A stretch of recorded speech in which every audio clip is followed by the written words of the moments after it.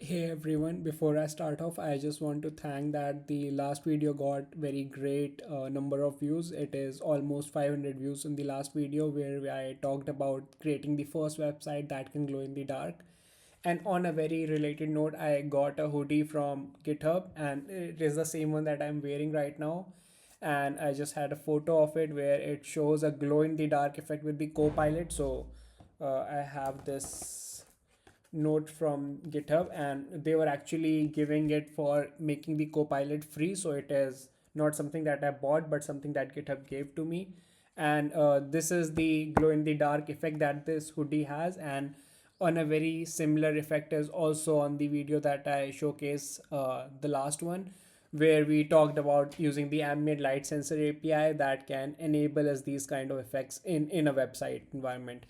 So yeah, now in this very website, I'm going to just head over to let's just say some YouTube channel. So let's just say Adam, I will go for Adam Argyle YouTube. So let's just see one thing. I think I'm already subscribed to him, but still. And if I unsubscribe right now, sorry, and I will now click on the subscribe button here, and here. So you saw that there was some really great animation that happened, and in this very video we are going to just make the same animation. And before I start off, I will just show you how it looks like. So here I have the final thing that we are going to uncover in this video, and if I click here, and there you go. So yeah, let's just dive in and start. So I will just close this, and I have something for understanding the or getting the whole thorough knowledge before we dive into directly coding, because directly coding without brainstorming would not be very good. So I recorded that very part where we click on subscribe, and I'm going to just show you it frame by frame. And this is something that happens when we click on that subscribe button. Let's see what these 32 frames look like and how does it happen, and what things YouTube has done right and what things they could do better. So the very first thing is I directly have my cursor here, and I will just uh, make it bit larger. Yeah.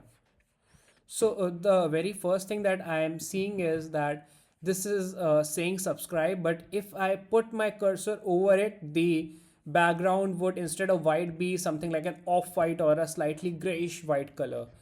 And then when we click on it, it directly jumps up a bit here, if you can see, to this. There is a difference here, right? That is a flaw in the UX. I believe they didn't wanted it to be on the different size, because if they wanted it, then they wouldn't have clamped this text. This text is clamped to something like 2.5 ch or something like that, 2.5 character width, and here it is meant to be on the same size as this, and it is meant to, if you see, slide to the right to increase the size so that the subscribe can come into effect. And there's a bunch of other things happening. So let's see. First, the color will change. The text color changes to white. There are two additional icons right now, one on the left, one on the right, and the whole color is like a faded pinkish color that would gain a kind of a chroma here. So now it has a more brighter popping pink color, and there are some icons or some small UI thing that is happening on the left side, and now it takes over completely. Now this becomes red instead of pink, and these are pink, and all of them are slowly from pink getting to red, and there are some stars and some kind of a ball that has popping effect. So if I go to the next and the next, so you can see that this converts to 6 small balls which pops, and it goes the center ball just starts to disappear, it pops, and they go away. So you can see that the animation is something like, give me a very popping pink color, increase the width to the right side, and all of these stars and the circle would just have this kind of animation. So this is, and the bell would ring, something we should not miss out on. and then it will go to a secondary button color, and that's the end of the animation. So it's pretty nice. And when we go back, there is no animation, kind of sad, but yeah, that's the key thing, that we want to subscribe or give a gamification when someone is subscribe and not for unsubscribe, right? You don't want to gamify that version. So that's the whole thing that happens. And I will just open this in quick view so you can just see how it looks like. So there is this thing called quick look, and here we go. Yeah, we can see it for a couple of times, but yeah, I believe that that was enough to make the whole thing clear. And now let's just dive into how we will be coding it. And I have a version where I have commented off these lines. I will just save this version here, and I will be preferring to use Chrome for this test. And because I've saved it, then if I refresh here, this would also be saved. So now we have a button that says subscribe. Data subscribed is true. There is a data attribute, and let's just see how much lines of code do we have. We have like 3 lines of code in HTML at the moment. We have a few 10 lines of code here in CSS. Then we have 3 or 4 lines of code in body tag, and then we have a few lines of code for button, and other things are commented out, so don't worry about it. So I will be just going through each and every line. I'll be explaining why I'm doing this, how I'm doing this, and what would you have to do. And in between, I will also be going to Figma once in a while, so you can just see how we can create those small stars and small circles, and how we can make them different sizes, and how would be scaling them in a variable way. So, and then we have a JS. So first let's look at the JS. The JS says that give me the button element here in this const button, and give me the text inside the button by making a query selector to the button and getting the text class. So it is saying that give me this and give me this, and I just want to take care of these two. And when we are clicking on the button, it says that is subscribed, which is a boolean, checks that if the button dot data set, which is like we are getting the data attribute of it, dot subscribed is false, which is the string false value, which dictates that if this would be true or false. So let's just say if someone is subscribed to me, then the data set value would be true. So if someone is subscribed to me, the data set value would not be equal to false, so it will be true, right? Yeah, so is subscribed is true. So is subscribed is true means let's just say I think I've confused myself here. So let's just see, data subscribe says true, so this would not be equal to false.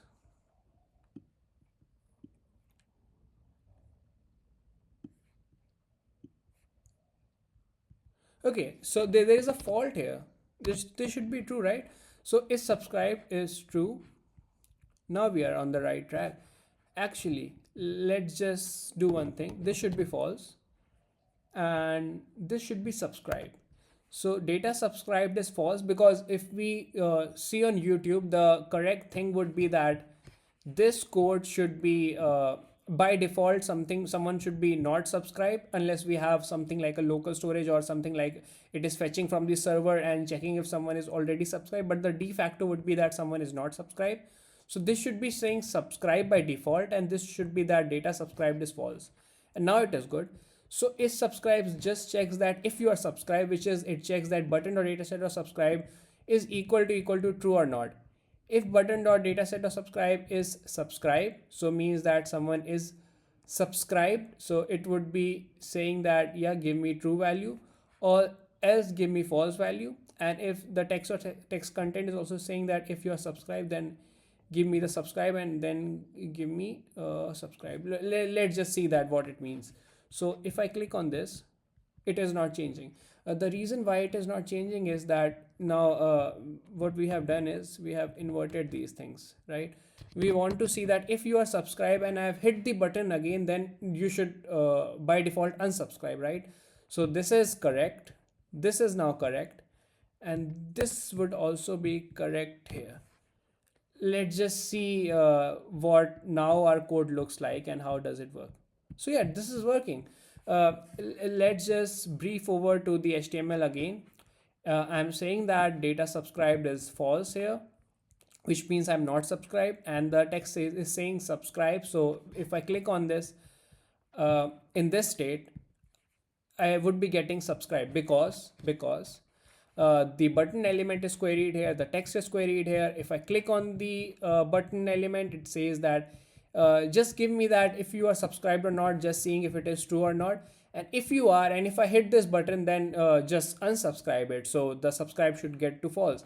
And if it is already not subscribed, so if I were to wait on false, then just subscribe it on clicking, because I want to negate the effect. So it is something like flag is equal to not of flag. So I'm again and again changing the true to false, the false to true, and I'm kind of making a switch here. So every time it is acting this way. That's all about the JS. Now let's keep going. Let's keep this flow, that let's keep this momentum. And now we have this root element, and all the colors are in OKLCH. If you don't know, the OK lab cylindrical colors are a really great way of representing your CSS variable, CSS colors instead of using RGBA. And this one can be used by making these three values called lightness, chroma, and hue. In this very case, I have just made the variable of hue here. So basically, if I change this hue, then I can change between colors like green, blue, same way that you do with filter hue, but this is like inside the CSS color variables. So the colors that I have is the BG primary, which is the background that you are seeing, a dark background, because you can see the lightness is just 0.1. And I could have used percentages, or I could use this kind of decimal notation. That is also good. For the primary button, I have said that give me a 97% light button, which is like very white. So here you have it. And on hover, just give me a button that is slightly less, and I would be just making the CSS for hover here available to you. So it is saying me that yeah, if my button is not on data subscribe true, then on hover, I'm using a not and a hover, and I'm changing the hover to this. The reason why I am not letting the hover take in effect here when I am subscribed, when the data is true, and I'm letting it hover here, because when I am here, actually I am not in this colors. The actual colors that would be when I am subscribed would be like this. So if you have seen the YouTube version, then when I am in this mode, then the hover effect would not be the same. So it does not have to be the same effect. And this is why it goes like this. That's the way. And the next colors are to have a text primary, a text secondary. So I am making some light colors and some dark colors. The text secondary is when you have the darker version, when you are in this subscribe mode. So the text should go white, as you have seen.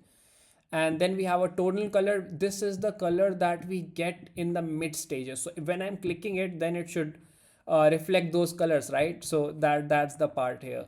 And the button secondary would be the button color would be secondary when we are done with the animation. And there is some glitter. And now there is a property that I have commented out. This is called interpolate size allow keywords. What is this? This is basically saying that when I am clicking from subscribe to subscribe, then there was a scene that there are two icons that get added, right? And that also caused me to have a shift in my width that was going from this size to this. For that, I would want to change my width to the max content that is possible from a clipped content. And this is where the interpolate size allow keywords allow you to animate between, let's say, 50 pixel to a max content, or 50 pixel to 100%. And this is really great because previously we didn't have this. If we want to animate or have a transition between widths, we had to use pixelated values. So let's say we could animate previously between 50 pixel to 100 pixel, but we didn't have this option to animate between 50 pixel to max content. And that's the part that this interpolate size is going to play. So let's just uncomment this part also out. And the logic for making the size changes, so you can see that this does not animate So you'd be thinking, yeah, you lied to me. No, I didn't lie to you. Actually, I have also commented out the animation part where I'm animating this. That's why you are not able to see the animation of this. And that's why it is jumping like this. So it should smoothly animate, and that is what we will be doing with interpolate size. The next thing is, I'm not going to go for property right now. Property attribute, if you do not, then I had a very good session where I talked about the uh, Google Voice UI, and that was using animated gradients using property. So that was really cool thing to be seeing. And the next thing I'm going to do is I'm going to check the button. So what does my button say, and what does my background say? Background says that just give me the background BG primary, which is this dark black color, and just add some margin so that this is not sticking in the top left corner. This is just uh, not very much needed. I could have done something like 100 margin, so it just goes slightly here. That's okay. And the next thing I'm saying, that button would be a relatively positioned relatively, because I have some glittering effect that would be absolutely positioned respect to the button, and give me a display flex so I can align the items on the left and right to the center, which is the bell icon and the chevron that appears on the right side. And give me a font size of 2 rem because I want to showcase it. If I were to make it exactly on the size that the YouTube play button is, then it would not be very visible, right? That's why I have just chosen bigger fonts and bigger padding and extra sizes. That could be changed. And then give me a color that is a dark color for the text, and a background color that is a BTN primary, which is the 97% lightness color that I showed you. Give me a cursor pointer so that it points like this. That's okay. Give me a border radius, and give me the system UI font, which would be I believe Roboto or San Francisco in this case, whichever one is taking, or it could be Product Sans depending on the browser, the OS that you are on. So give me the system UI or the sans serif. And that is pretty much it for the button. And I also told you about, if I'm not subscribed is equal to true. So if I'm not subscribed, if I'm this state, then give me a hover color. So you're seeing the hover also. And let's keep going. Yeah. So now I want to talk about that. Let's just uncomment some of the things that we have. So we have a bell icon, and I saw that YouTube uses Lotte files, so the icon itself or the SVG itself has the animation. I could have done that way, but I wanted to use the power of CSS. So let's just uncomment that. Now we will get a bell icon, I believe. So yeah, there is this bell icon here. It doesn't look so good, I know, because it is not very much apparently not showing. It is like super white color. I am not sure if you would even be able to see it, but yeah, uh, let's, for the sake of it, let's show it. So I will just change it to black. Yeah, so you have it, but it is not the way that we wanted it. So let's just keep going. I have some code that would again disappear it. So I would say something like this. So what I am going to say is, if I am not subscribed to you, so if the data subscribed is false, then anything in the span that is not a text should not be displayed at all. So now I have it when I am subscribed, and when I'm not subscribed, then I should not be having it. It is saying that only if I am subscribed to you, then show me the button, the bell icon. That's as simple as that. And anything other than text. So text should show in all cases. The text is changing dynamically using JS, and anything else should just not be displayed. As simple as that. So also have some other code that I would want to uncomment at this point of time. So I have this chevron too. So these are just two SVGs, and both the SVGs are now here apparently, but we are not able to see them. So let's just fill some color to them, right? So if I am subscribed, then I must be changing the color for the bell SVG and for the chevron SVG. And let's just dig into where we will be able to find this. And yeah, let's just do one thing too, that if I am subscribed, so if the data subscribed is true, then my color should be darker. This should be secondary, right? And there should be some colors animation, which would be a very nice animation if I were to do it right now. And I will just remove the JS part. only see the HTML and the CSS. Don't worry about the JS right now. And now I have the color changes. It is changing from subscribe to subscribed, and now we have the darker gray color because this just changes the color, and it has the animation too, which we will surely take a look on very shortly. The next thing is the button has the data subscribe true, so let's just uncomment this one too.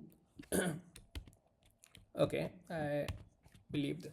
So uh, here we are saying something like if I am subscribed, then the SVG should be having some kind of a ring animation, and if I am subscribed, then the text should be having some kind of animation. What are those animation? So from the looks of it, it looks like we are trying to ring the bell. We are trying to make the bell go to and fro. That was the bell animation that we had.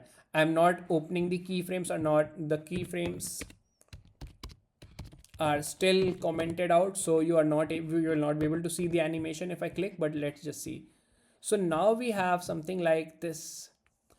I have changed the data subscribe true to a clipped overflow hidden value. So I'm saying that just keep it to subs scr, because that would be the same size that you have for this, and now both are having the same size, which is good to me. And we have this differently shaped chevron and bell icon that are not quite the same size as we had on the YouTube button, which is okay. We will be looking into that, but so far so good. And now here comes the interpolate size part.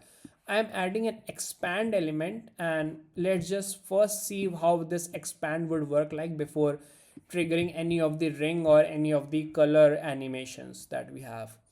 So let's go for it. We have the color, the ring, and the expand here.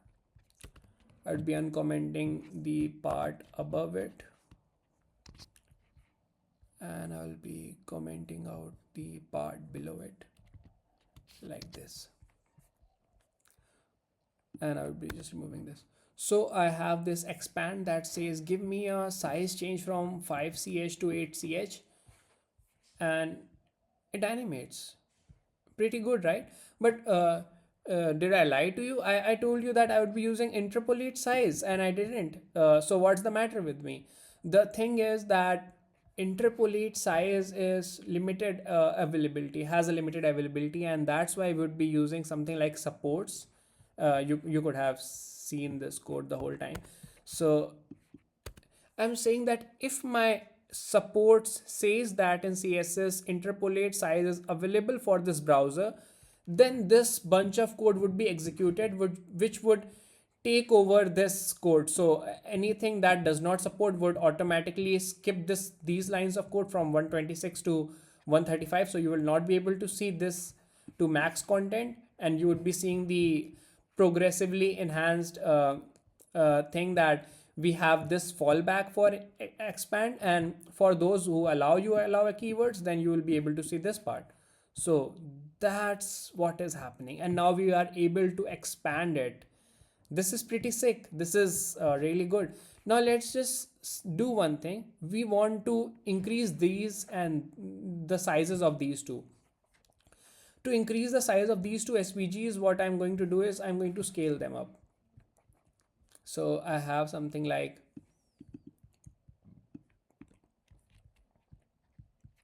this. So I have scaled both of them to 2.2, and let's just see how it looks like. And now it is good. It is now in the size that I wanted it to be. I am adding a transform origin to 100%, which is like to the right end for bell. So it transforms from this end and goes to here. And I'm adding a transform origin 0 to my chevron. The reason why I'm doing it, that if I didn't do it, then it would transform, it will scale from the center, which would be rather inconvenient because now it will be going into this, right?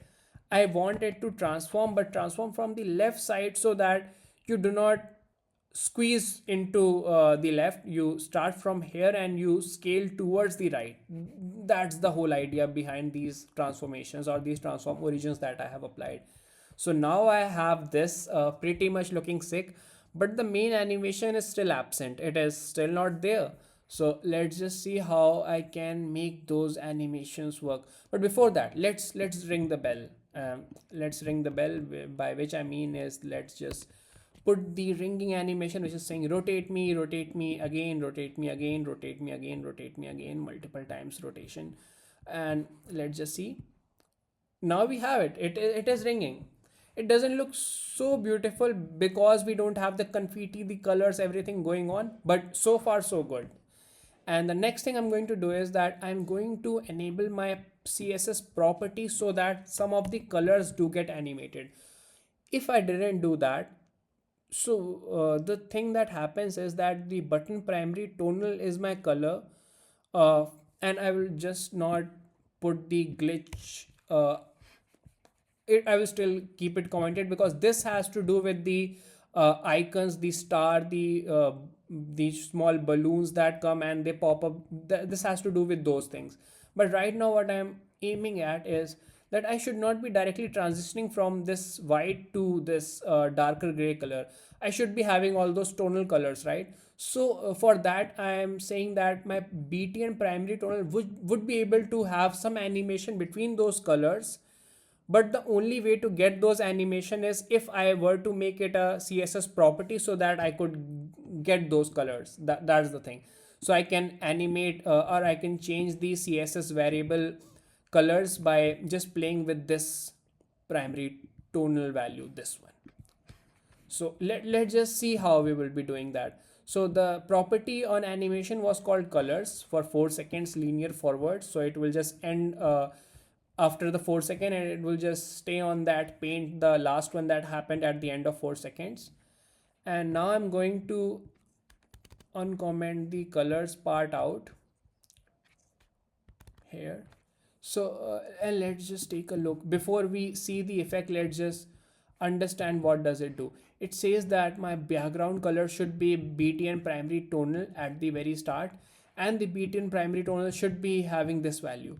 Then it says that no, give me this value. The second value is actually the hot pink value, that the one that we saw. So it is something like a hot pink color. And the next one says that give me the hot pink that is available to me again with very minimal changes in my chroma. So it has chroma changes the same way that we have on that YouTube icon. And then it says that dim that color a bit. So it is just dimming that. And now finally I'm saying that just dim it permanently because my alpha is now 0, which means I have the 0 opacity and it is no longer visible. And then just my background color can again become to BT and secondary. And let's just see how well it works. So if I click on it, and there we go, we are changing the colors and this looks good.